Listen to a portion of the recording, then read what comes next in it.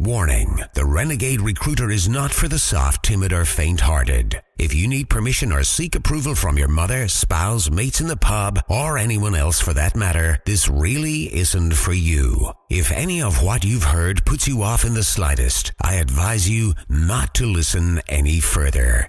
You've been warned. Prepare yourself for the no bullshit, zero fluff.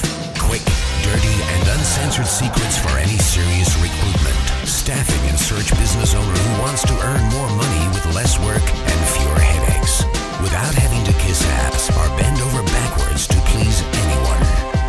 He's a relentless and fearless renegade who will stop at nothing to reveal the harsh, unforgiving, and brutal truth about what it really takes to succeed in this business. He's a guy people love to hate and hate to love. It's your host, Terry Edwards. The Renegade Recruiter is unleashed. Hello. This is Terry Edwards, Renegade Recruiter, and welcome to another episode of Renegade Recruiter Unleashed. And my guest this week is Klyn. Sorry, I pronounced that incorrectly. How do you? What's correct pronunciation? It's Klyn. Klyn. My apologies. No worries. Ellsbury. So, who's from San Diego in the States? Thank you very much for joining us. Yeah, I'm excited to be here. This is fun. Excellent. For those that don't know, you've got over a decade experience in recruitment, and you notice that the traditional recruitment models don't work for today's high growth companies. So rather than the machine-like approach, she's developed a 13-point unique creative process, which she's dubbed the proactive pipeline, and it shares with hiring managers how to scale fast, utilizing behavioral personalities and psychological questions and uncovering the real version of the candidate. Thank you so much for joining us today. I've got to ask, what made you come up with this in the first place, this proactive tool? So I was explaining a little earlier, I've got something called cystic fibrosis, which it's more popular in the US, I believe, than it is over there. But it's a genetic disorder, and it causes a lot of hospitalizations. Like last year, it was over 100 days in the hospital.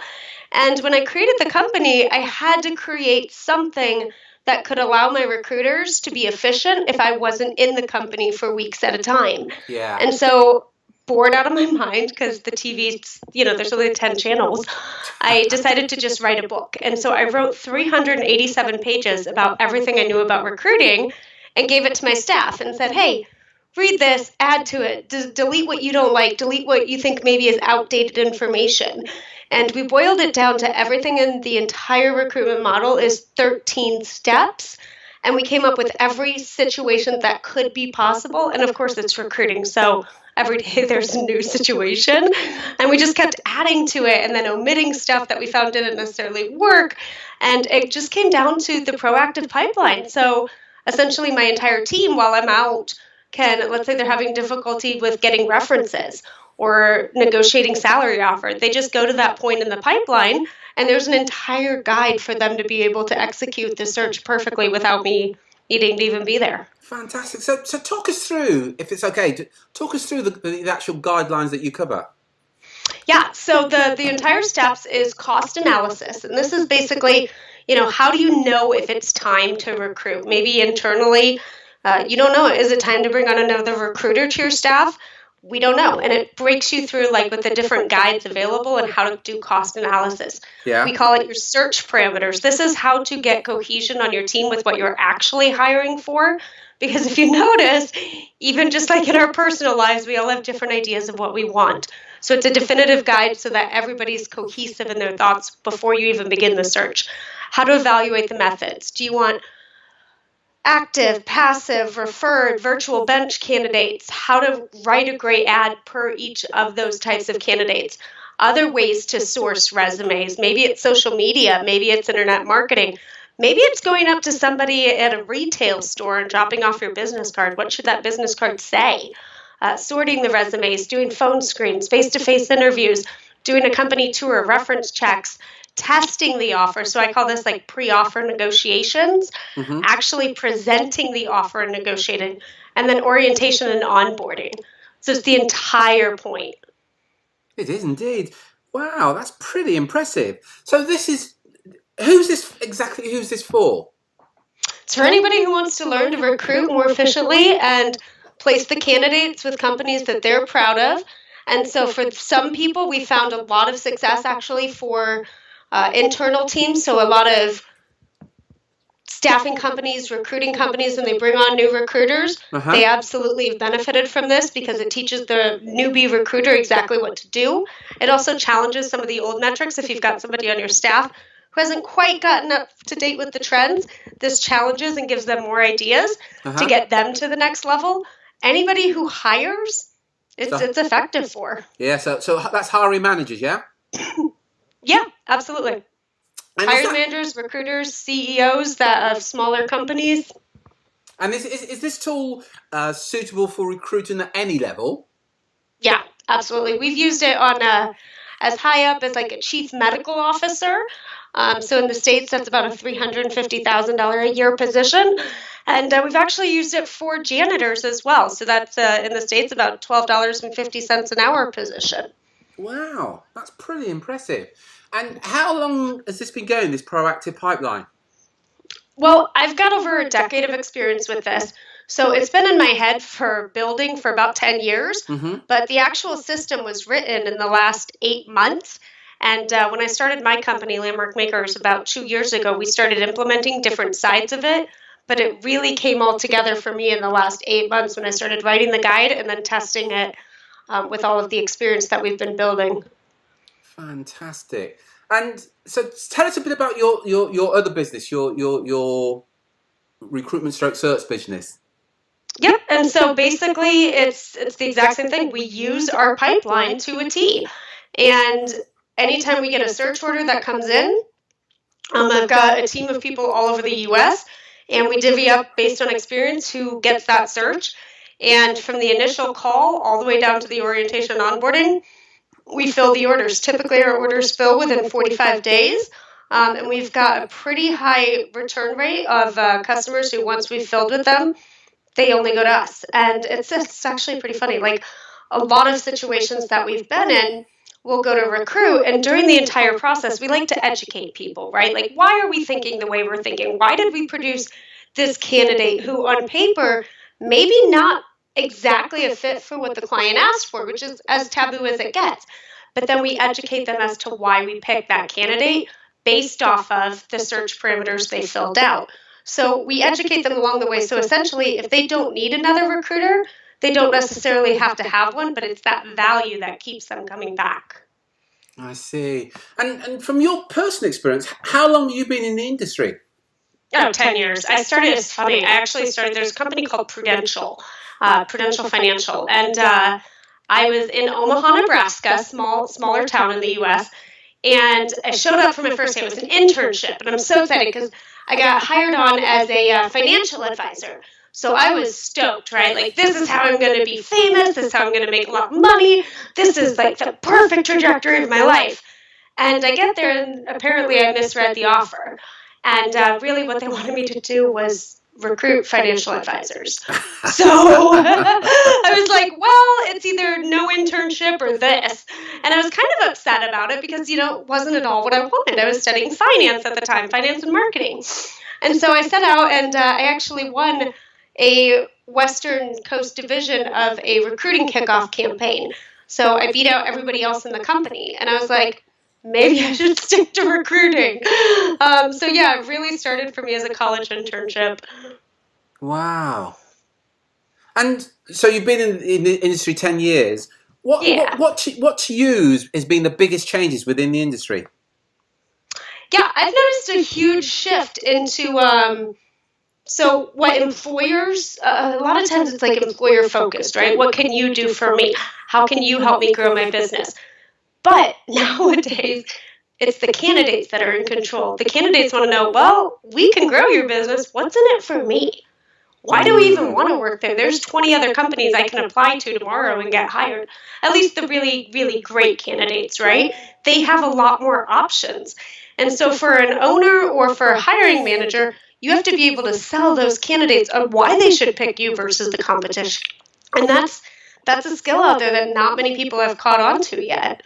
Yeah. So just to summarise that, you say that the candidate now has more options and has greater control over their own career. Absolutely.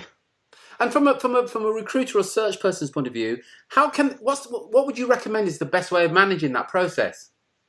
Yeah, for me, it's and we have this broken down in the step 2, but really, it's when you talk to your candidates on the phone, I come at them not as a hiring manager, but as somebody who wants to genuinely help them. And does it take a little longer on the call? Absolutely. But the point is like, for example, you can say, well, what do you like and not like about your last position? Already, before you get the chance to even ask your candidate this, have whoever that person's hiring manager is, that person's boss is, that person's direct report, whatever it has to be, have them answer what they think the ideal candidate would want. And then when the candidate in the interview says, well, I want a closer commute, I want this, I want that, you already know if your company can offer that. So you don't get through the entire process and then find out it's not a fit after you hire them. And also, alternatively, ask the candidate what they don't want. What did they not like about their last position? If they say their boss was they didn't like their last boss, you got to find out why, because it's probably not a bad thing. Maybe they don't like being micromanaged. If you've got a direct report, if they've got a hiring manager at the new company that does tend to micromanage, you know it's not going to be a fit because that's what they don't like. So when you figure out what their buttons are, you can then immediately show ways to highlight what your company has over the other companies. And then when you get to offer stage, you can negotiate that much better. Well, you told me XYZ, we're offering you XYZ plus a 2.5% increase on salary. And I've got to say, your enthusiasm comes through. I get that you clearly love what you do. Yeah, it's amazing. I can't picture myself doing anything else. Yeah, that's quite apparent. And so you've talked about how the market's changed in terms of the candidates probably have more control over of their own destiny. What other changes have you seen within the industry? Perhaps be it technology, attitude, any other changes that you've seen? Yeah, I think from this is a little tougher for me because I get probably too passionate, if you will. But one of the issues I've seen is, big pet peeve of mine, is recruiters are just in it for the money. And it drives me up a wall because you can tell that now. You can tell authenticity versus real value. And for example, on LinkedIn, I'm a big LinkedIn buff. And you see recruiters job posting this city, apply now. Like, what does that do for anybody? Has anybody ever actually been like, actually, yeah, I live in that city, I want that job? No, it doesn't work like that. And so they tend to just like treat it as, we used to call it the throwing against the wall, right? So you've got a hiring manager, and we're just going to chuck candidates at them until they hire one so we get the commission check. And it just drives me up a wall because all the time they're spending on chucking candidates and breaking and burning bridges, they could be spent building those bridges. Yeah, I've got to go along with you there. That's one of my frustrations there. If I throw enough against the wall, some of it's going to stick. And it is... and I'll also add to that, there is no skill in that whatsoever. None. An imbecile can do that kind of role. And they are. Yeah, I have to agree with you. And you've been in the industry for 10 years. Who've been your key influences? People that have influenced you, be it in the industry or outside the industry. Who've been your key influences in your career? Yeah, so it's funny you say that.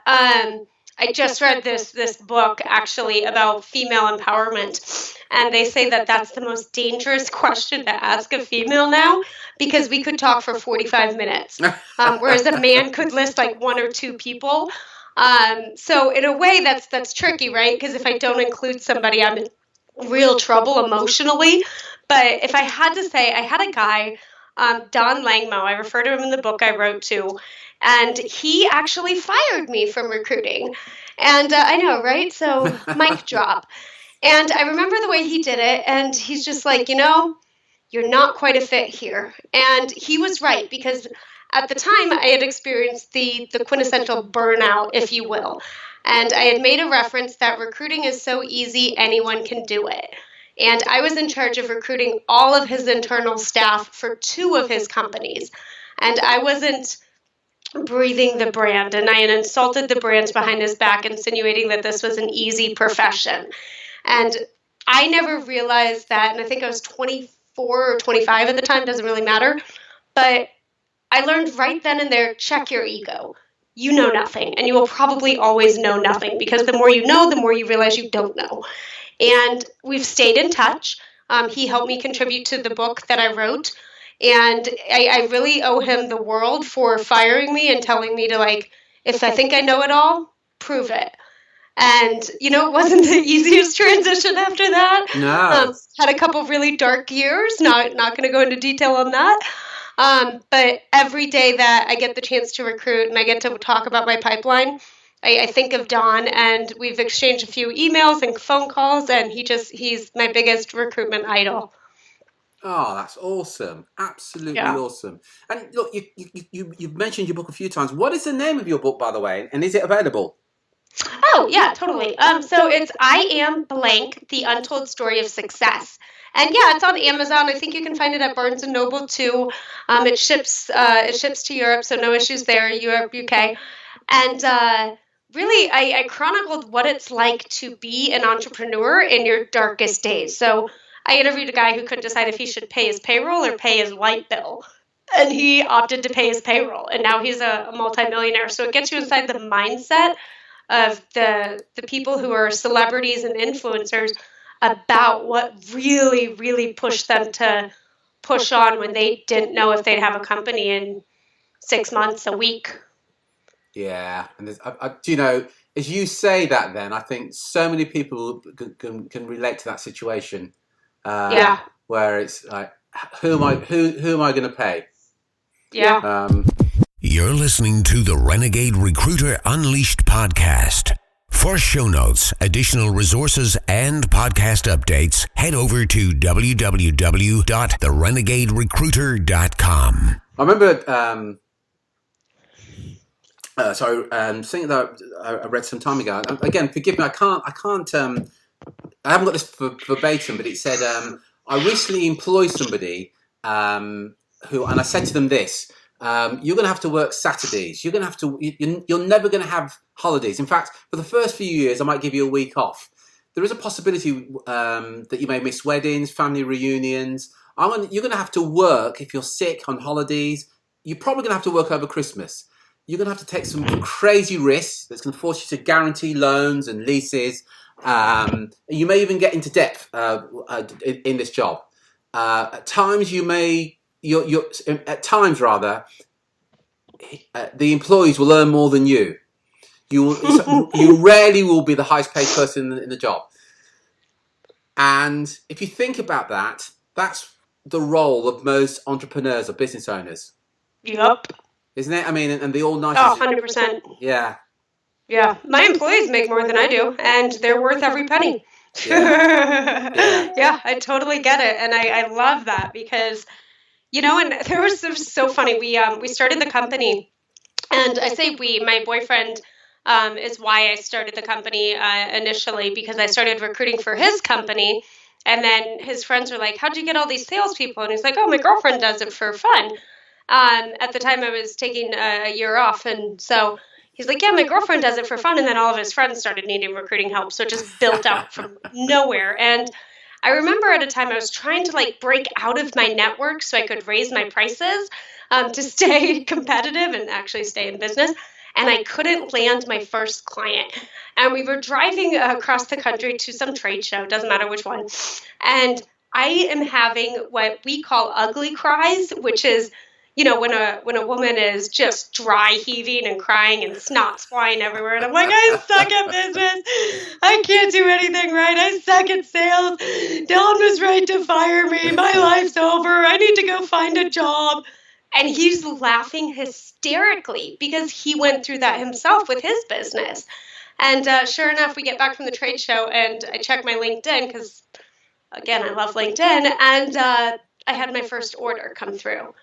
And it was just like, maybe I'm not bad at this. Maybe I'm amazing. Everybody should be like me. You know what I mean? So it's like, that's that entrepreneurial dilemma there. And if you're feeling it, we all have felt it. Absolutely. And can I just add something? You called it ugly cry that women have. Can I just let you into a secret? Men have that ugly cry at times as well, by the way. I love it. And I love that you admit it. That's the beauty there. Nothing to do with if it happens or not. It's that you openly admit it. Absolutely. We've all been there when you just think, yeah, there's no other word. You are so pissed with it. The whole thing is just like, enough already. So yeah, absolutely. I don't think that's gender specific at all. We've all been there. I need to find out if like Gary Vaynerchuk has it. That's the one I'm curious on. Oh yes, I know Gary. Well, I say know of him. Yeah. Good point. But listen, seriously, we work with the owners and directors of recruitment and search firms. I'm yet to meet somebody that says, yeah, do you know what, Terry? This is really easy. Yeah. And the moment they say that, you probably know they're probably full of BS, quite frankly, because you can't be a successful business owner and find it easy. Life isn't like that. Yeah. And if not, you're not playing to your truest potential anyways. That's right. So you should be fired. That's right. So look, you've shared with us the book that you wrote, which, by the way, I think it's a great title. What about books that you read? Which books have you read have been the greatest inspirations for you? I am a reading fiend. Last year alone, I read 29. And these are actual business books, not like little, fluffy feel-good books. Those are important too, but not to me right now. And so lately I love Grant Cardone. He's right there when I don't want to be told to work harder. Brendan Burchard, he's got a book called, I think it's The Charge. Yeah, and that was life-changing for me. I'm a big fan also. I just got Lean In by Sheryl Sandberg. And, oh my goodness, I just moved my library to the other room because it was too extensive, and now I'm blanking. But those are the three that in the last 6 months I've read that just have really stood out and kind of changed everything for me in the way I think and process things. Yeah, and of the Grant, I'm a big fan of Grant Cardone. Of his books, which is your favourite? The one there? It's the one of him sitting on a jet plane.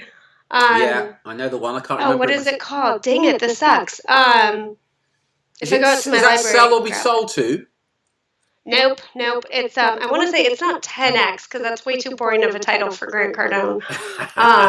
You know what I mean? Like, yeah, maybe it is the 10X. Who knows? I think it might be actually. Yeah. Yeah. So you'll be changing that title now, right? So yeah, there's 10X. He's got 10X rule. Sell to be sold to. First, last, the closer. Yeah. Okay. Yeah. I'm trying to the life of me think of that book. I know the book you mean actually with him on the. I think it is the 10X rule, actually. It's hilarious. Yeah, absolutely. And Brendan Burchard, I know well. And who was the other one that you mentioned? Lean In. Yep, Sheryl Sandberg. She's the CEO of Facebook. Ah, of course. Yep, and it just, I never really, and gosh, I hope that people don't hate this statement, but I never really was one of those women who got it about female empowerment and diversity. I was just like, we're women, we're going to get paid less. Like, we just work harder. I didn't really get it. Like, there was an emotional disconnect for me. And then I started researching it more and more and then reading books from powerful women. And I was like, wow, this is life-changing. There's this part of hers real quickly where, and I'm not, this is not where this is supposed to go directly, but just to give perspective, because the last thing I want somebody to reach out and be like, you're against women in the workplace. No, that's not what I'm saying. But she was telling this study about there was these female executives and these male executives, and they're about to go to a presentation, and it's time to sit down to watch it. And she watched what happened in the room, and the men all took the seats towards the front, whereas the women waited and then took more of the supporting seats.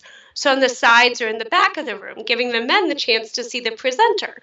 And there's nothing inherently wrong with that, but you think about how many times women won't sit at the table naturally because we're caregivers, we want to make sure everybody else can see. We forget to selfishly grab the seats.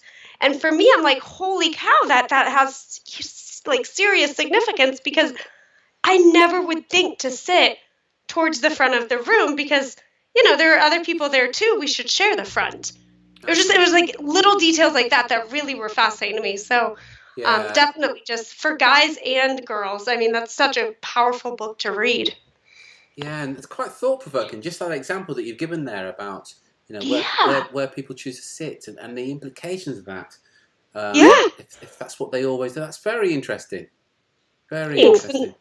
It reminded me of Darren Hardy's The Compound Effect, where it's like the 1%, the tiniest little details, 1% of the details you make in a day can determine your entire trajectory of life. And that's a 1% detail sitting on the side of the room versus up and center. Yeah.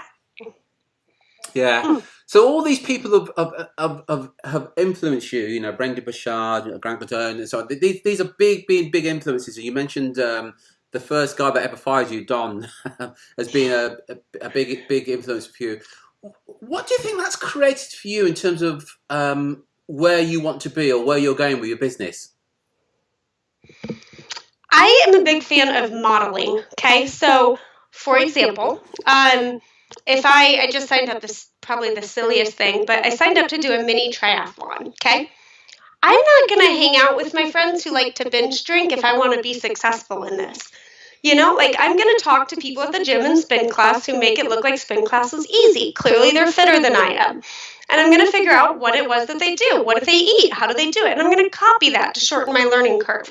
Same situation. Don taught me so much about running a business from like an operational standpoint. So what KPIs to look at, how to keep a heart for your employees, but also disconnect from that heart when a decision needs to be made to save the company, aka firing me. Grant Cardone teaches me that there are days, Terry, where I love sitting on the couch and pretending I'm working, and then I can hear Grant coming through in my ear, and I'm like, crap, I gotta get up now, because I get that guilt, so you get a lot from every single individual about really what you want in your life. And for me, I have a vision board. I'm a big fan of it, and I am so optimistic about 2018. And if there's a chance I get stuck, I'll Google who's succeeded and where I want to succeed, and just copy them.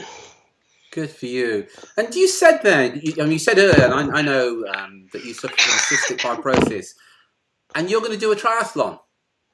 A mini triathlon. So really, it's mini. It's like an 8-mile bike ride, 200-meter swim, and like a 2-3 mile run, something like that. So okay, look, I've got to challenge you on this. Don't sell yourself short, because I can literally guarantee the majority of the people listening to that couldn't even do that. And here you are, suffering with being diagnosed with cystic fibrosis. So you're going to do it.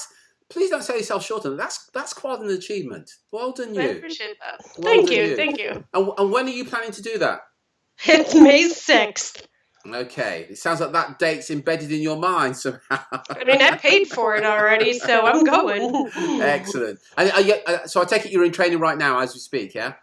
Yes, Brilliant. self-training, and then just talking to everybody at the gym who will lend an ear to what I need to be doing. That is fantastic. And what an inspiration. Well done you. Thank you. I appreciate that. Absolutely brilliant, yeah. So, you're an author. You've just launched this tool called Proactive Pipeline. You're going to do a triathlon. When do you rest? When do you do nothing but sit on the settee and binge watch Game of Thrones or whatever? Well, it wouldn't be Game of Thrones. It's too trendy for me. But it's so funny. So we talk about modeling. My boyfriend owns a fairly large company that he created from the ground up. He was in debt a ton, and he's like, you know what? I want a better life. I'm going to create a company. And had this really weird idea, and to this day it's very complicated for me, but it's a great company. And so every time I think about resting, I look over at him, and he's always going. And so we do vacation a lot, we do rest a lot, but our passion is business. And that's what brought us together initially. Our first date, we talked about all of our favorite books and who our heroes were in the business community. And so it's just what we do, and it is rest. Good for you. Yeah, I'm pretty lucky. Yeah, that's truly inspirational. I can't thank you enough for what you shared with us. Look, people listening to this are going to be inspired. From your point of view, can they reach out to you and connect with you on LinkedIn? Yeah, of course. I respond to everything personally, so... Okay, so can you spell and pronounce your surname so people can get that absolutely right? Yeah, it's Klyn, which, this is going to be weird, everyone. Klyn is Klyn. No A, no other vowels. Klyn. And the last name is Ellsbury, E-L-S, B as in boy, U-R-Y. Klyn Ellsbury. Klyn Ellsbury, fantastic. Yeah. And Klyn, you also, we were talking earlier, you said that you got a free gift, a link that you could send to people. Can you just tell us a bit about that ebook that you mentioned? Is it an ebook that you're going to give away? Yeah, of course. It's a how to identify, attract, and retain sales professionals. I think it's a 40-page guide, approximately 35 to 40 pages. Don't hold me to it. But if you just reach out to me on LinkedIn, the link is currently being fixed by our IT department, so great timing. But if you just reach out to me online and you use the code word Terry, I will absolutely send it through for you. Great. So, Klyn, could you just give us the name of the book again, please? The ebook is How to Identify, Attract, and Retain Sales People. Salespeople, yeah. And this book is aimed at hiring managers and recruitment and search firm people as well, is it? Yeah, absolutely. I mean, if you're a recruiter, you're in sales. Sure. If you're a hiring manager, you need to know how to sell your company to the candidate. So it's very all-inclusive. If you want a way more generic one, where it's just how to identify, attract, and retain high performers, let me know and we can send you that one instead. Great. And they can get that, Klyn, through you via LinkedIn? Yep. Brilliant. So let's literally connect with you, you'll connect with them, then they can send you a message and you'll give that free book, yeah? Yep, absolutely. Just Awesome. if you send out the invitation, just put in it your name, Terry, or say, heard you on the podcast, and I'll expedite that for you immediately. Fantastic. And the other thing that you offered, of course, you talked at the very beginning, was the proactive pipeline, which is literally talks the 13 steps of recruitment and engagement. Again, how can people find out more about that? Yeah, let me pull up that link. It's fun. It actually, we've been testing it personally with our network and then some of our search firm owners, recruiters. But the actual link is recruitment-university.landmarkmakers.com. So recruitment-university.landmarkmakers.com. And that'll be up on LinkedIn also. So if you have questions, we'll route it to you. Great. So that's recruitment-university.landmarkmakers.com. Correct. Excellent. And that's for the proactive pipeline, which is the 13 steps in terms of the recruitment process. Again, and that covers things like cost analysis, the research parameters, active and passive, and candidates, the offer, the test offer, and so much more to ensure that both the hiring managers and the recruiters do the best possible job. That's fantastic. Klyn, thank you very much indeed. It's been absolutely inspirational, this interview, and I really appreciate you sharing this all with us. Yeah, absolutely. If you ever need anything, I've got your back. This has been a blast. I appreciate it. Not at all. This is Terry Edwards, Renegade Recruiter. Until next time, take care, take action, and be relentless.